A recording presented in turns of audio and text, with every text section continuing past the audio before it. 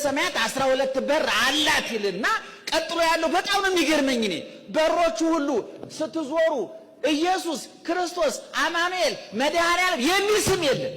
የሚስም እኔ ዛሬ እነ ጴጥሮስን ያንቋሸሻችሁ እነ ጴጥሮስ እነ ጳውሎስን ያንቋሸሻችሁ አያማልዱም እያላችሁ የደነፋችሁ ሰዎች ኋላ መንግስተ ሰማያት ስትገቡ ወይ አትገቡም ለካ ይቅርታ ስህተት ነው።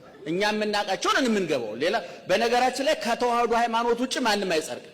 ይሄን ማመን አለባችሁ። ብቸኛ እኔ በቀደም በሚዲያ ተናግሬያለሁ።